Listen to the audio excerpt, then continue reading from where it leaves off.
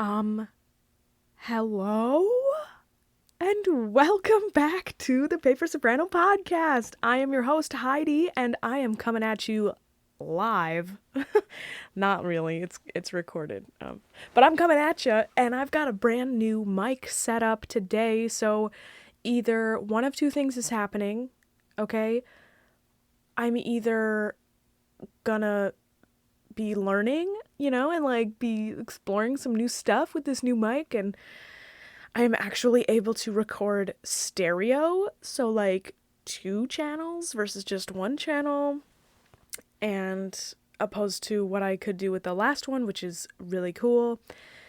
And there's like a shock mount and like a pop filter and like just it's just crazy. I can't even believe it. And I think it sounds okay. I hope that when I upload this, there's like a considerable difference. And, okay, you're going to have to bear with me because there's going to be a learning process here. I don't necessarily know if it's going to be perfect on the first try. Hopefully, when I try and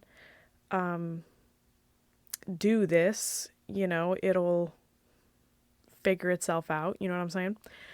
And I'm not just going to be recording this and no one's ever going to hear it. But anyway, super excited about this. And yeah, so we've got a new mic setup, you guys. Super pumped. Oh, I can't believe it. I just want to start out this podcast by saying yesterday I kind of posted just like a poll, I guess you could call it. I tested the waters, okay? And I asked the general populace on my Instagram. If you follow me on Instagram, you would have seen this poll. It might be away by the time that you listen to this podcast, but basically I asked if anybody would be interested, like any of my friends who follow me on Instagram would be interested in being a guest on this here podcast that you are currently listening to. And I got some good feedback on that, so we're going to be having some guests coming back on the pod. And if you right now either don't follow me on Instagram or you didn't see that, I don't know, but you still want to be a guest, just let me know, like hit me up, dude. While this podcast was originally created by me to like just talk and get all my words out, I don't know. I also think that it's a really cool thing to be able to talk with other people and include them on the podcast, because there's a lot of cool people in my life and really interesting individuals who you guys really just need to know, okay? And you need to figure out what they're doing, and you need to like support them and follow them and love them as much as I do. So yeah, so great. Oh my God, I'm so excited. This is a great day. I also, just before this, I posted a little like video of me setting up one of my other Christmas gifts, which I'm super excited about. It is a window box of microgreens. You know what I mean? Like you can grow those little tiny like sprouts, and you grow those little sprouts, and it's got like a little thing. It's like a suction cup, and like it's got all this dirt, and seeds. Maybe it's not as exciting as I'm letting it on, but I'm pumped about it. Can't wait. I don't know how well it's going to do because it says it needs like at least 2 to 3 hours of sunlight a day, and I'm like, ooh, I don't know if we're going to get that, but we'll see. So maybe I should invest in one of those, like plant lamps. I don't know. Maybe I myself need a plant lamp, one of those like happy lamps that gives you light. I don't know. 'Cause I've read so many things that say like the weather really does affect you, and obviously coming from Buffalo, like we're very knowledgeable of seasonal affective disorder. And I was watching somebody on YouTube the other day, like a vlogger or whatever, and she lives in California. Her name's Colleen Ballinger, and she's great, phenomenal. And her sister, Rachel, is also a vlogger, and they were all like freaking out because it was raining in California, and I guess it never rains. Oh, hey, we've got the doggies. What's up, girl? But I guess it never rains in California. And, yeah, so they were all like freaking out and they were like, oh yeah, I get really sad, when it's not sunny and, when it's cloudy and rainy. And I'm like, oh my God, what would my life be like if it was just sunny and beautiful outside every day? And like, I am not the kind of person who dislikes the cold or the rain or whatever.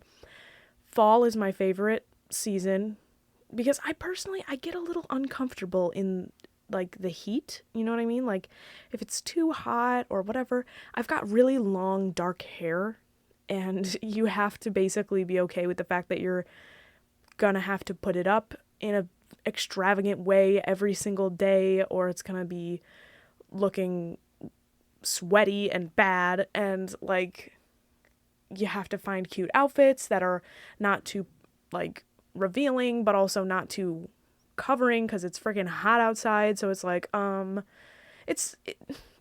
you can't wear a ton of makeup because you like sweat your face off every single day.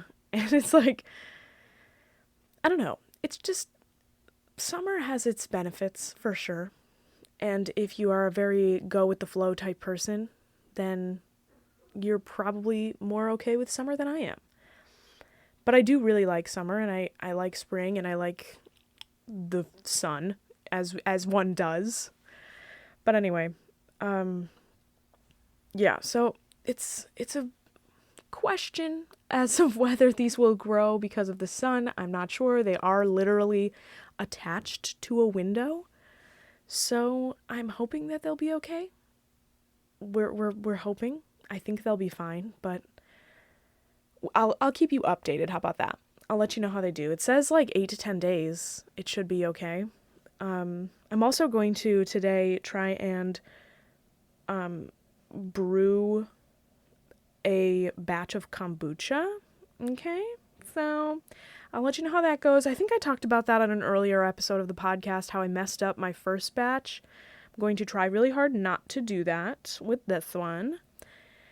And yeah, we'll see how that goes. I'm very excited about all of these little activities that are on my agenda for today. I also really need to go to the grocery store.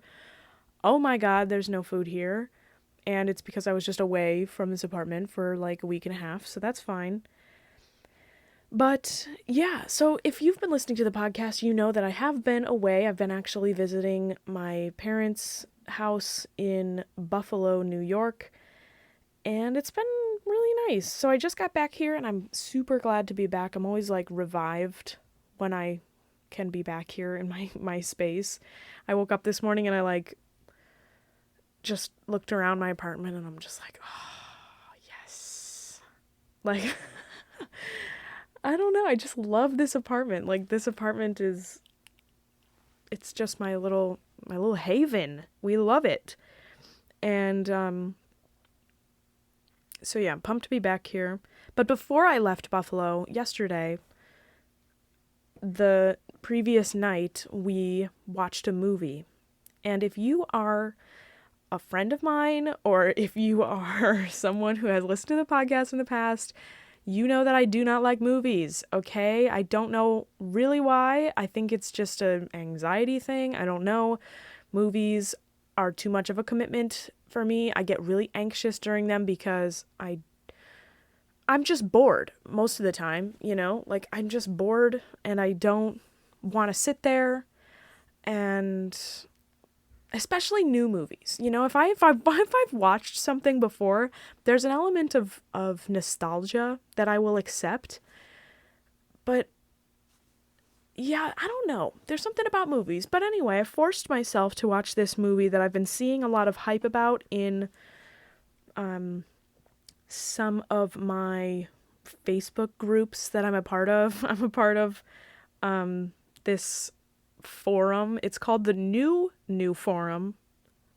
New is twice. The New Forum for Classical Singers group. Very wordy name, but it is what it is. And there's some pretty good memes that are posted there, and helpful things, but not necessarily needing any particular, like, contacts or input these days because there are no things happening musically, jobs and stuff, and whatever. So I'm in that group on Facebook, and somebody posted this about that Soul movie that I'm talking about.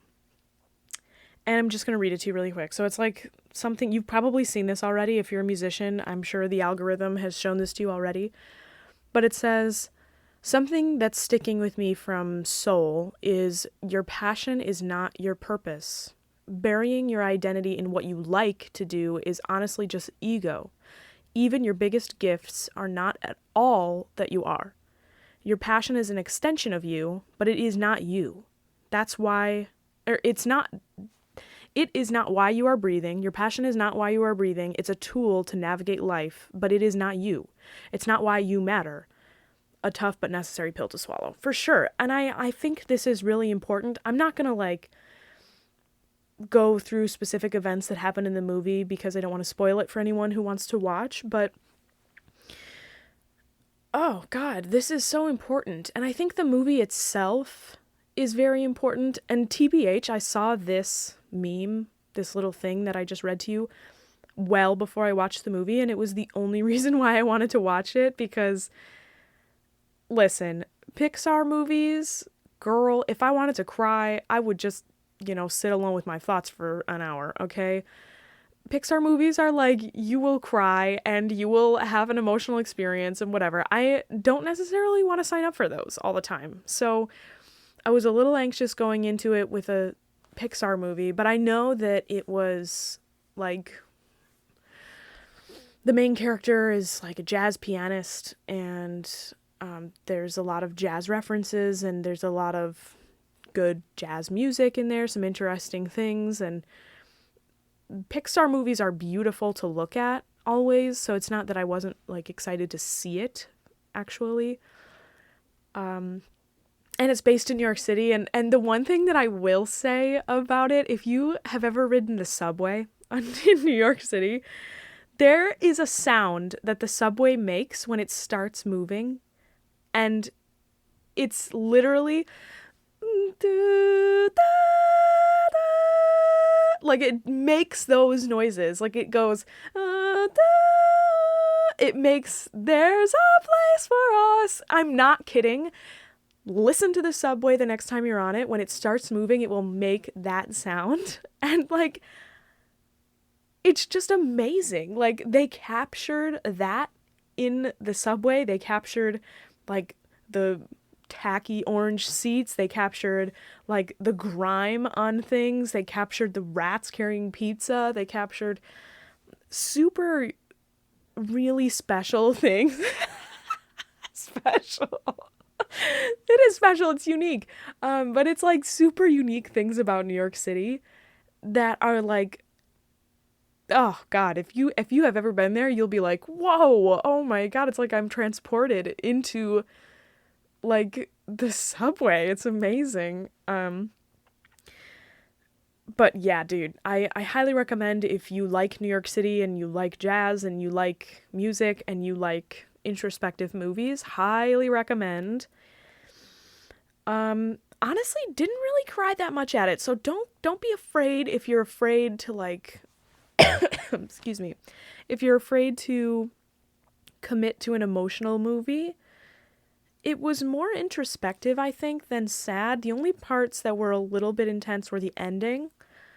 But yeah, dude, not bad at all. And I think this message that I just read to you, I'm crediting the person who I'm seeing on this meme here, Kaya Nova, on Twitter.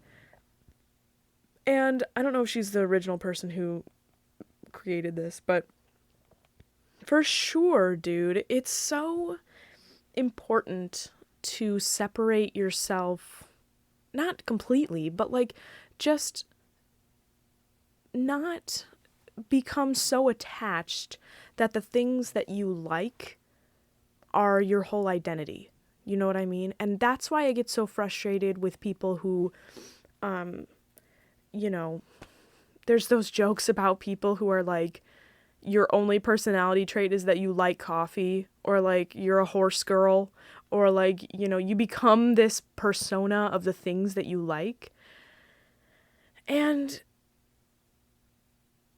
I mean, that there's something to that for sure. If you are, like, I would consider myself a musical person. Like, that is what I would consider myself to be. I feel like I identify as a lot of relatable things that are in the music field. Like, I identify with those and I see myself in that. But it's not me entirely. You know what I mean? Like, I still have other things that I enjoy and that I do and that make up me as a person that don't involve music at all. Like, there are just so many things. And while they all are like intertwined in some way, it's hard for me to draw that line because it shouldn't be drawn. You know what I mean? Like, you're not categorized into different parts, like compartments of your life. You are your whole entire person. But there are different veins and different, limbs that come off of things and different arteries and whatever that branch out and connect to other parts of you. And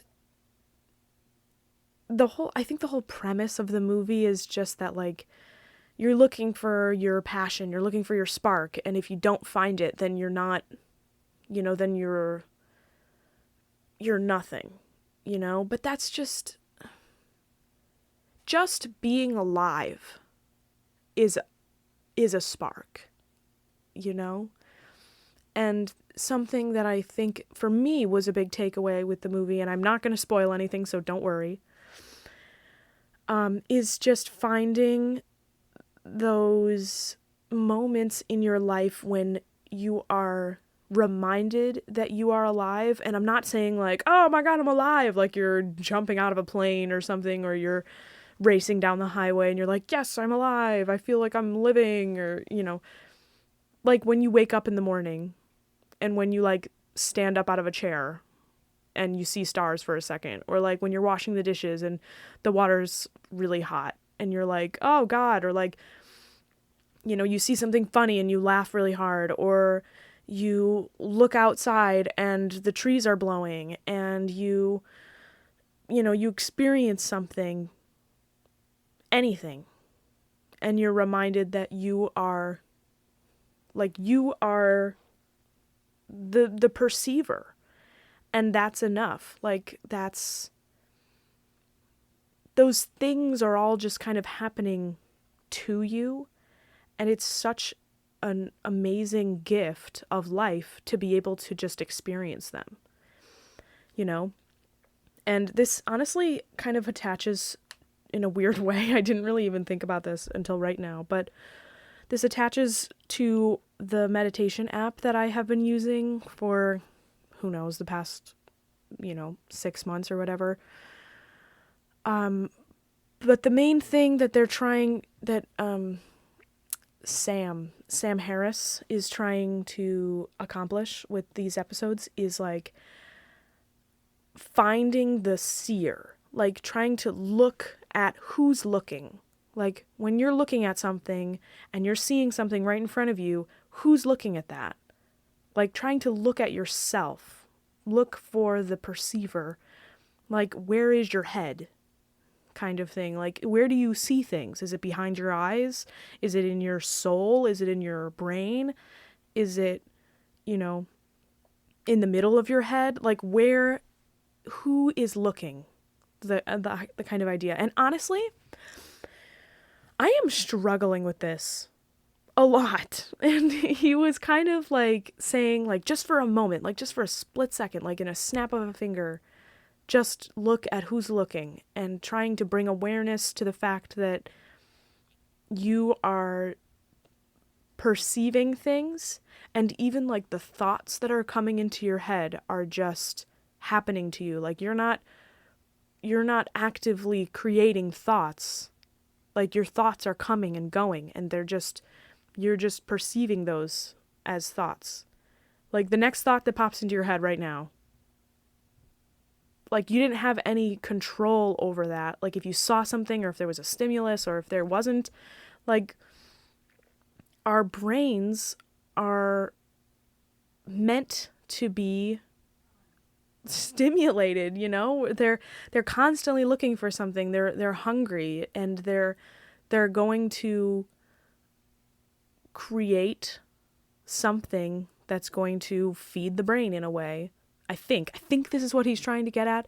And the object is not to wonder where those things come from or why they are happening or get frustrated at them. It's just to try and locate who is looking at those things and where is your head. You know, like who's the looker? And that's a really weird thing, you know? Like it's very meta. Very weird. But I struggle with it, and I don't necessarily like or dislike it. It's just kind of neither here nor there for me right now, but it's very interesting to me because I almost cannot do it. And I am practicing and I'm trying to do it every day, but it's like, girl, I am very much like struggling to even do this. Like I'm trying to visualize like a mirror in front of me and then like seeing myself in the mirror, but I don't think that's the point. I don't know. If you are involved in meditation or any kind of things like this, and you have experienced this type of meta kind of like looking at your head kind of thing, or like looking at yourself, like finding the seer, let me know, because maybe we can brainstorm a little bit. I think it will come to me with practice. I think it's something that will happen for me eventually, or, you know, the whole thing with meditation, I think, is just it'll come eventually. But yeah, right now I'm struggling a little bit to understand what the activity is. I think I get it, but it doesn't necessarily seem like I'm doing it right. So, and it's interesting. The whole meditation process is very interesting to me. And oh, if you have ever tried to meditate, like just sit there and like, I remember when I was younger, I used to try and do that. Like I would sit in my room and just like meditate, and I thought that I was like probably 6 years old or 7 or something, and I thought that if I sat there and meditated long enough that I would like levitate. And I was so convinced. I was like, yeah, for sure. No question. If I sit here and like if I meditate for like 30 minutes, oh, I'm going to be floating. Like I have very strong memories of that. I don't know why that just came to me, but like I can literally remember like the layout of my room and sitting there and like putting my hands like with my thumb and my middle finger together in like a little circle and like sitting there with my fingers on my knees and like, you know, I don't think I said like Om or anything, but I think I remember being super young and being like, yeah, this is gonna work for sure. And I even remember kind of like the sensation of sitting there for a long time. Like my body wasn't asleep. Like my hands and feet were not asleep, but they were so still that I would move them and get like spooked, like there was a bug on me or something, because I like moved and I hadn't been moving in such a long time. You know what I mean? But yeah, dude, LOL. Definitely nowadays there is no hope for levitation, unfortunately. And yeah, meditation sucks sometimes. Like you sit there and you're like, okay, time to sit down and meditate, or like I sometimes lay down, and I know you're not supposed to do that because you might fall asleep, but like whatever, I do what I want, okay, God. But yeah, so you sit down and you get in your spot and you get all ready, and I have to have a guided meditation. I cannot just sit there. It just doesn't work for me. You know what I mean? I need prompts. So this Sam Harris app is really good. And so I sit there, and sometimes it works really well, and sometimes I'm killing it, sometimes it's amazing, and sometimes I will literally have to, like, just shut it off. Like, I cannot make it happen. Can't focus, can't do it, like, just cannot make it happen. So if you have ever tried to meditate and you're trying to continue, the only advice I can give you is just, like, have the courage to revisit it every day. And that is a lot to ask. So, like, don't be overwhelmed by that, but it's really just about courage, you know? And it's not about focus, it's not about, you know, performance, it's not about being the best and, you know, really crushing this meditation session. Oh my God. Like, no. It's about the courage to sit there and to really analyze your methods of thinking and your thought patterns, and not even analyze them, just view them. Just sit there and watch them go by. That can be so scary because you're surrounded by, you know, you're surrounded by your own judgments, you're surrounded by your personal connotations and everything that comes with that, and sensory things like the Sam Harris app that I'm using. They've talked about you know, just kind of viewing your body as like a cloud of sensation versus some other kind of sensational, I don't know. You know what I mean? Like, just kind of viewing everything as like a large cloud of sensation, not particularly pinpointing any specific sensation. And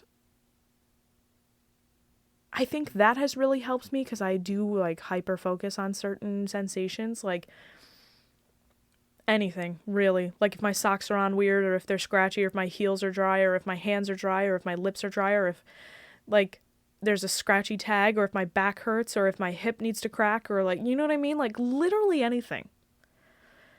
So meditation can be really difficult with all of those, like, worldly problems, you know? And, like, not even worldly, but just physical, like, within yourself.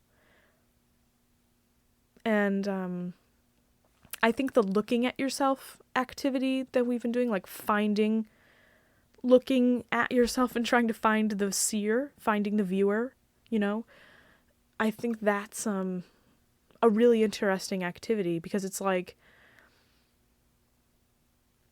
these things are all happening to me, you know, I'm not choosing to hear the dogs barking, I'm not choosing to, you know, have a tickle in my throat or get sick about something, or I'm not choosing to feel, you know, like angry or upset about something. Those things are all happening circumstantially. Like, if I was completely isolated and absolutely, you know, submerged in one of those tanks where you're not, you know, those deprivation tanks, those sensory deprivation tanks, like, I wouldn't have any of those problems.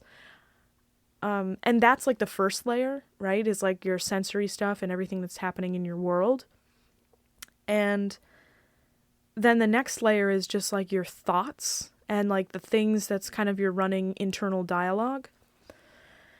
And honestly, I don't know about you, but I definitely do not have control over what kind of thoughts pop into my brain and what is happening next in my brain. And it's just kind of like a running, like, list, like a big long CVS receipt, you know what I'm saying? It just keeps coming out, and like, whatever, like, there's a bunch of crap written on there, and it just is like a long, big running thing.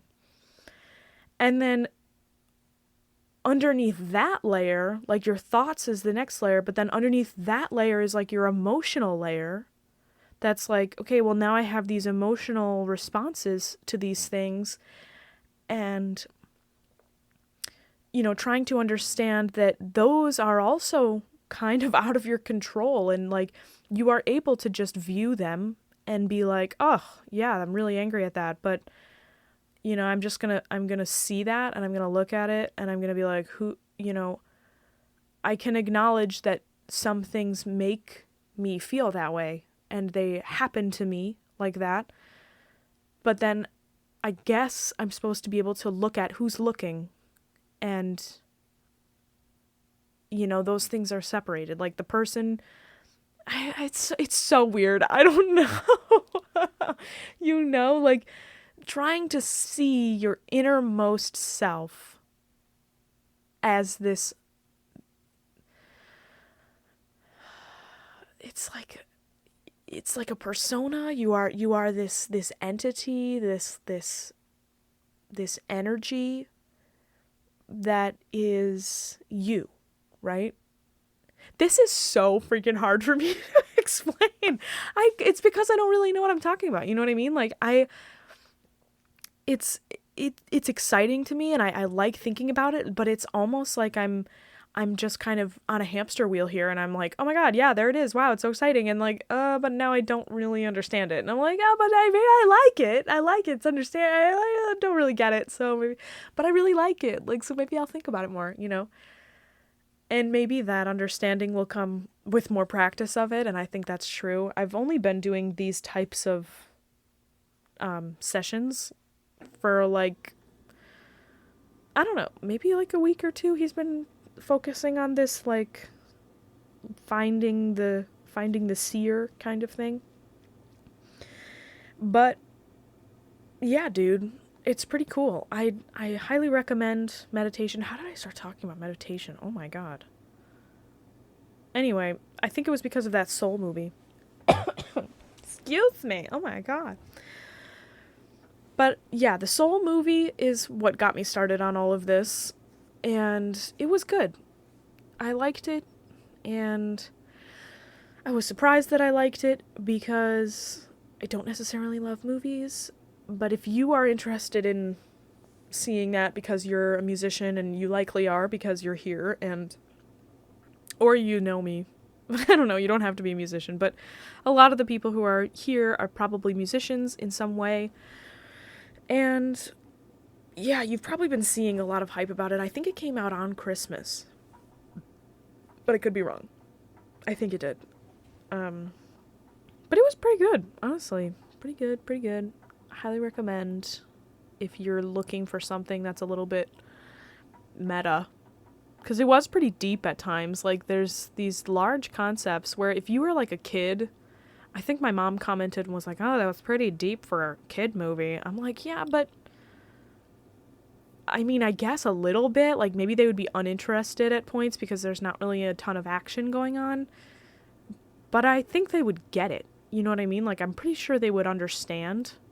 They might not be interested in it because it's not necessarily, you know, like rocket ships and ponies and, you know, cool things. Like, I don't know, what do kids like? Candy and, like, bikes? I don't know. But, yeah, I don't know. I think they would understand it, though. I think we give kids too little credit as to their understanding of things.